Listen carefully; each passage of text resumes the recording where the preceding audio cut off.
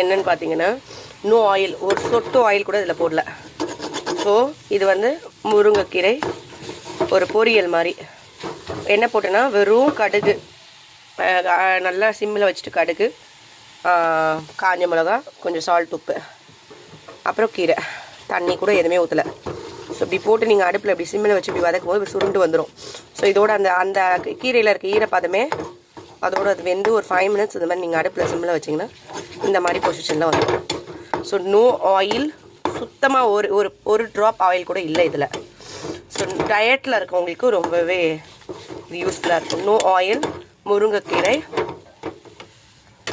பொரியல், சிம்பிள் பொரியல், சிம்பிள். ஒரு 4 காஞ்ச மிளகாய் தாளிக்க, கொஞ்சோண்டு கடுகு.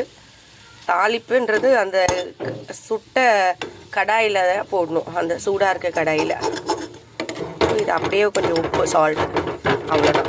இந்த காரம் கடுகு இதுவே உங்களுக்கு போதுமானது. ஸோ நீங்கள் ட்ரை பண்ணிட்டு சொல்லுங்கள் இது எப்படி இருக்குன்னு. டயட்டில் இருக்கவங்களுக்கு ரொம்பவே முருங்கைக்கீரை வந்து நல்ல அயன் சப்ளிமெண்ட் உங்களுக்கு கொடுக்கும். நிறைய ரத்தம் கம்மியாக இருக்குது, ஹீமோக்ளோபின் லெவல் கம்மியாக இருக்குது, நீங்கள் நான் வெஜிடேரியன் இல்லை வெஜிடேரியன் அப்படின்னா டெஃபினட்டாக வந்து உங்களுக்கு வந்து முருங்கைக்கீரை ரொம்பவே ஹெல்ப் பண்ணும். வாரத்தில் ஒரு 3 தடவை நீங்கள் எடுத்துக்கிட்டிங்கனாலும் ரொம்ப. அதே மாதிரி அந்த தாய்மார்களுக்கு வந்து அந்த லாக்டேஷன், அந்த ஃபீட் பண்ணுறவங்களுக்கு வந்து முருங்கைக்கீரை நல்லா பால் சுரக்கும்.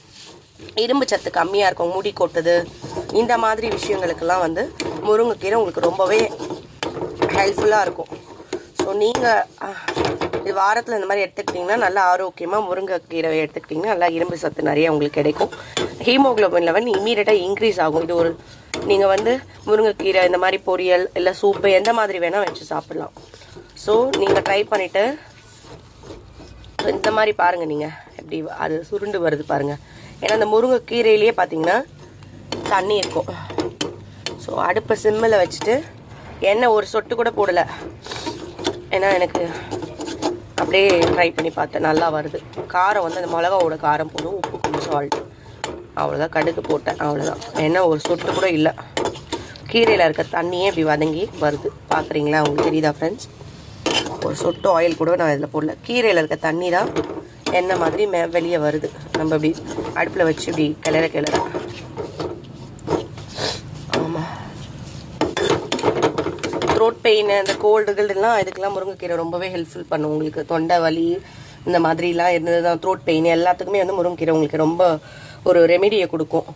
ஸோ நீங்கள் மறக்காமல் வந்து இந்த ரெசிபியை ட்ரை பண்ணிவிட்டு கமெண்ட் செக்ஷனில் எப்படி இருந்துச்சு அப்படின்னு நீங்கள் எனக்கு கமெண்ட் பண்ணுங்கள் ஃப்ரெண்ட்ஸ். Thank you friends.